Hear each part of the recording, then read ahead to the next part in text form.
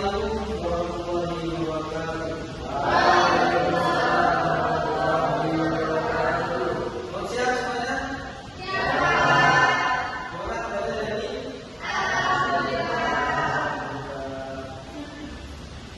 Sudah makan belum? Sama saya sudah makan.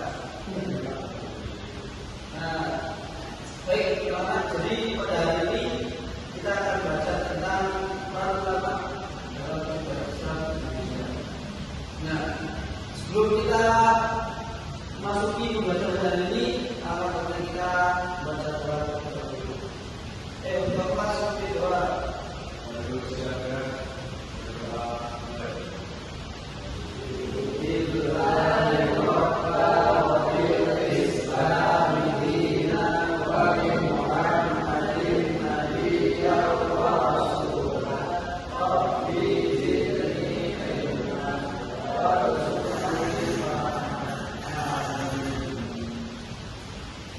Baik, Bapak baca terlebih dahulu.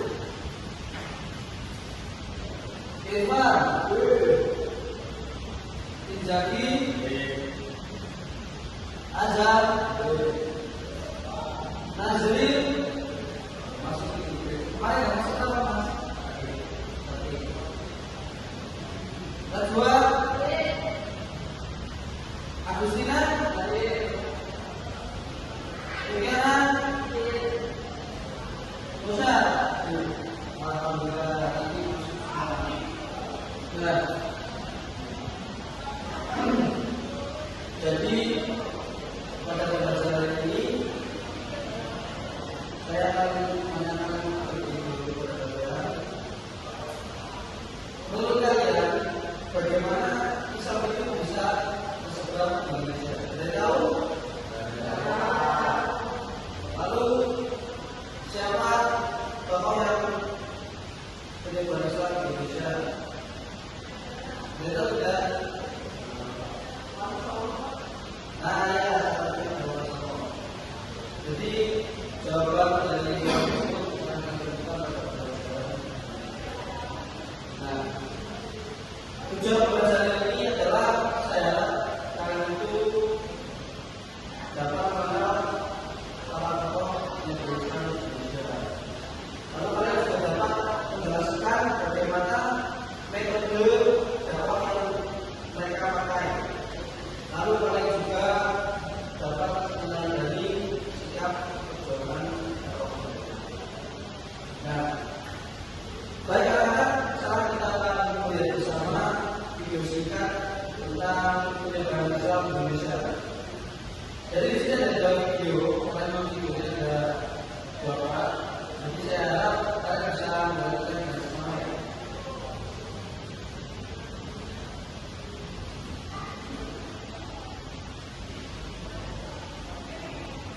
Kali ini kita membahas tentang masuknya agama Islam ke Indonesia. Seperti kita tahu, agama Islam merupakan agama yang paling penting di masyarakat Indonesia, yaitu sekitar 87%. Lalu bagaimana proses masuknya Islam ke Indonesia? Mari kita bahas.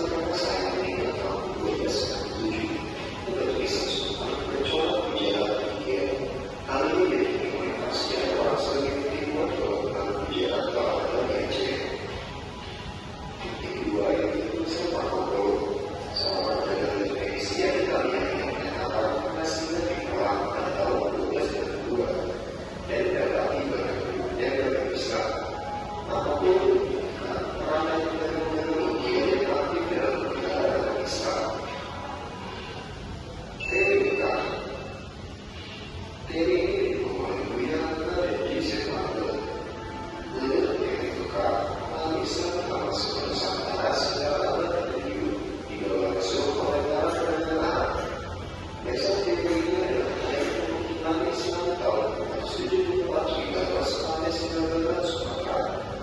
Para pegar o seu idioma e cada ano de importância e a distância que ele deve separar.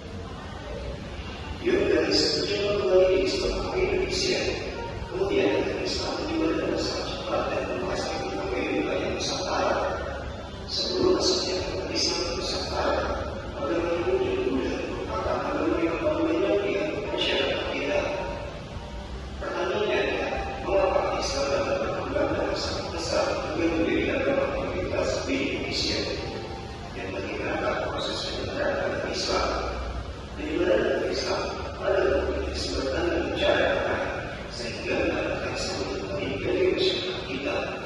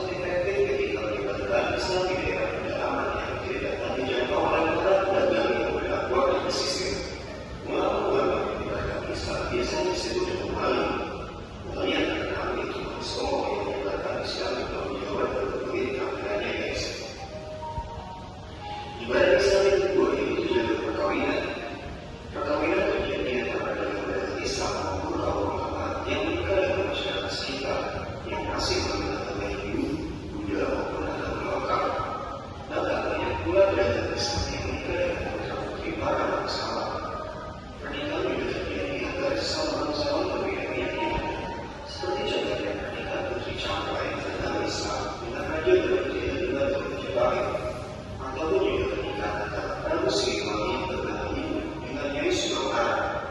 Keturunan mereka banyak yang memeluk Islam. Islamisasi di lingkungan istana turut mempengaruhi kehidupan rakyat yang juga memeluk agama Islam. Penyebaran Islam selanjutnya adalah melalui jalur pendidikan.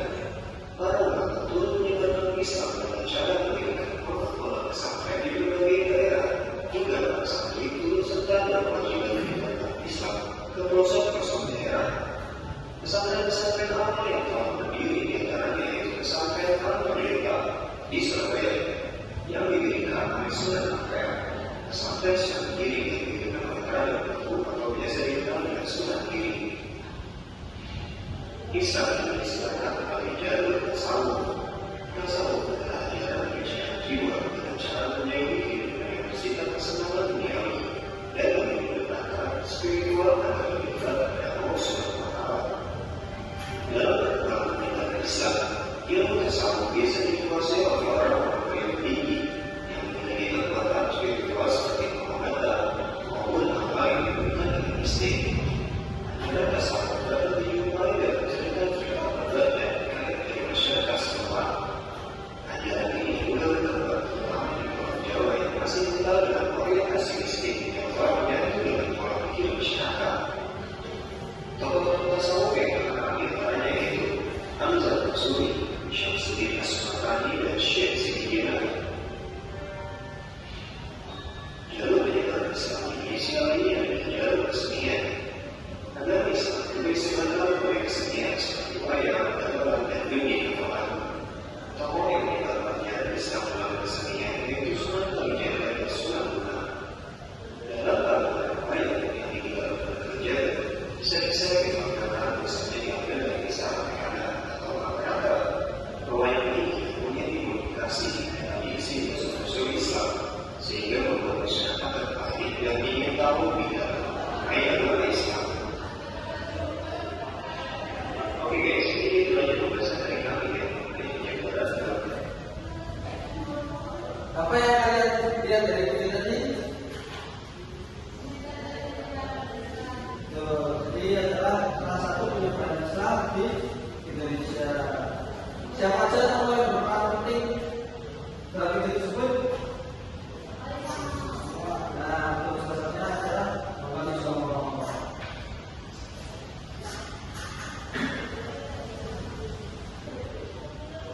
Baik, karena jadi perlu kalian ketahui bahwa Islam masuk ke Indonesia itu tanpa pernah atau pertengahan. Jadi sangat damai, langsung damai, bertahap dari abad 7 sampai ke abad 13. Nah, yang berperan besar dalam penyebaran Islam di Indonesia itu adalah para agama Muslim dari Arab, Asia maupun Jawa. Nah, mereka memasuki wilayah Nusantara dari Jawa, Sumatera, hingga ke Maluku melalui perjalanan laut. Nah, penyebaran Islam itu bukan semata-mata dengan Islam, tetapi dengan aktivitas sehari-hari seperti para agama Muslim itu memiliki sifat jujur, akhlak yang baik, dan etos percaya yang tinggi, sehingga masyarakat lokal itu tertarik kepada mereka dan tertarik terhadap agama yang diambil oleh para agama tersebut. Nah, jadi justru para agama yang menjadi pintu dakwah Islam, masuk Islam di Indonesia. Nah, selain itu ada juga proses Islamisasi melalui perkawinan. Jadi para agama Muslim itu menikah dengan masyarakat setempat atau putri bangsawan setempat, sehingga ajaran Islam itu lebih mudah diterima oleh masyarakat di situ. Dan juga gampang diterima oleh kalangan kerajaan. Lama-lama akan muncul kerajaan-kerajaan Islam seperti Samudra Pasai, Sultan Demak, Sultan Aceh, hingga ke Gorontalo di Sulawesi. Nah, kemudian kerajaan-kerajaan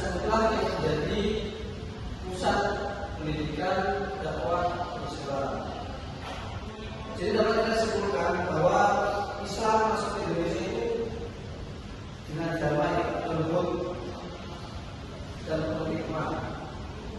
Inilah yang menunjukkan bahwa Islam itu benar-benar membawa pesan rahmatan lil alamin, yaitu agama yang membawa kedamaian dan manfaat bagi seluruh alam.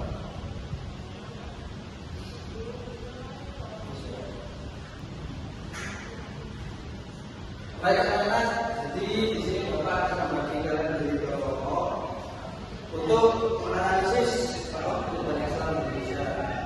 Jadi kelompok pertama membahas tentang surga jaga, dan kelompok kedua membahas tentang sunan Ampel.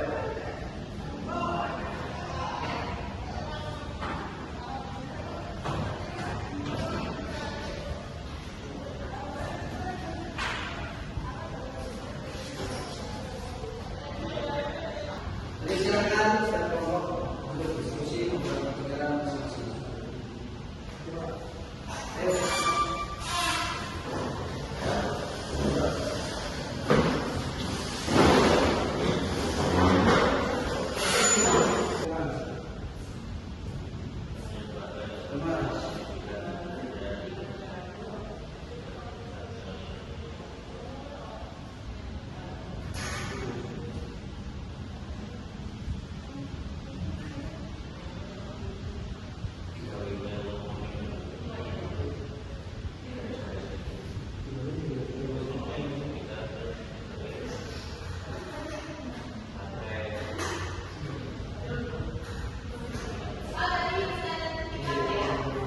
Pertanyaan ketiga, nilai apa yang bisa kita ambil dari proses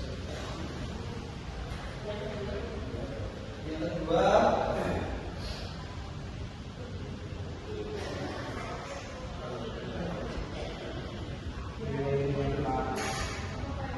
Yang kedua, itu tidak digunakan oleh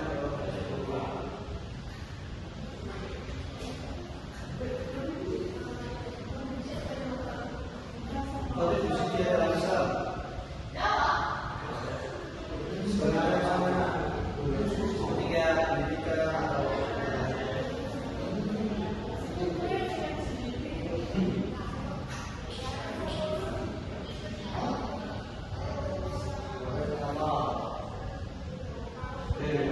jangan dulu.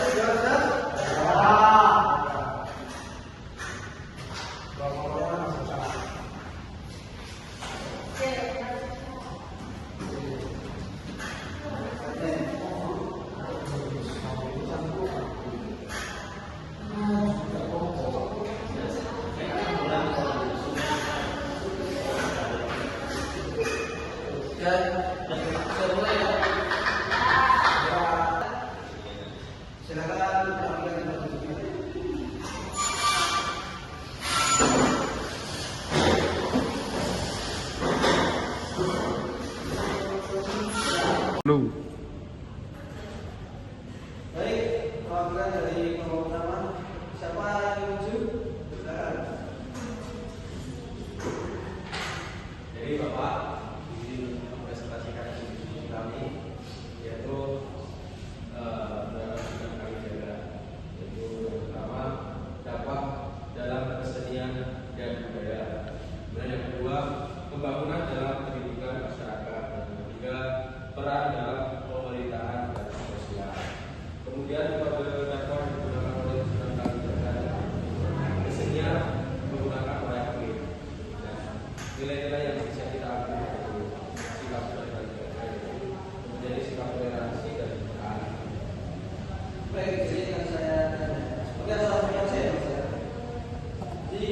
kontribusinya dia terhadap dampaknya dalam kesenian dan budaya. lalu metode yang digunakan apa? Pengalaman juga. Yang ketiga, nilai apa yang bisa kita ambil dari Toleransi dan keadilan. sekarang kemudian nomor 2 nomor ini Ya.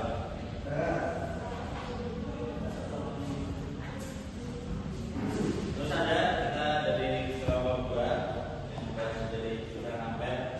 Yang pertama, kontribusi dari Sunan Ampel menyebarkan Islam lewat pendidikan. Kemudian pendidikan pesantren sebagai pusat pendidikannya.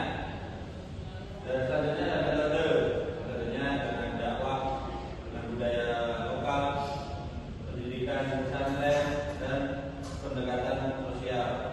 Nilainya menghargai budaya lokal, terus bagaimana pentingnya pendidikan dan akhlak yang mulia. dengan saya katakan jika salah satu saya Ya. kontribusinya dia dalam Islam bagus. Menyebarkan Islam lewat pendidikan, Lalu metode apa yang digunakan? dakwah dengan budaya lokal dan pendidikan pesantren. Lalu yang nilai apa yang bisa kita ambil dari Pertama, menghargai budaya lokal dan pentingnya pendidikan.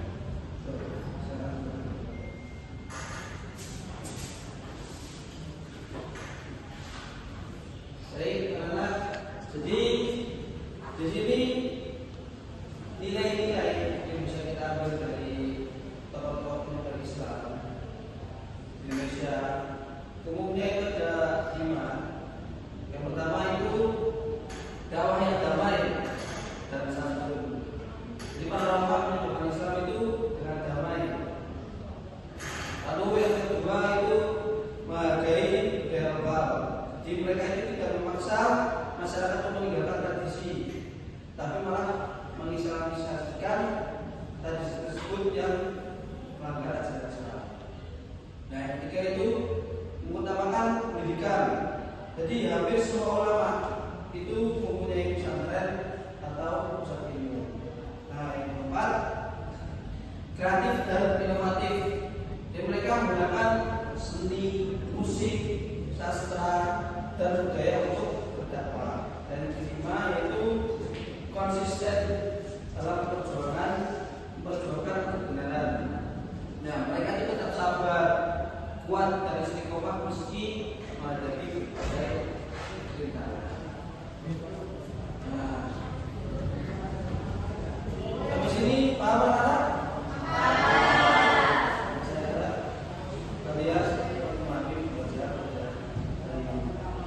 Ya, dikarenakan waktu habis, jadi pembacaan kali ini kita membacakan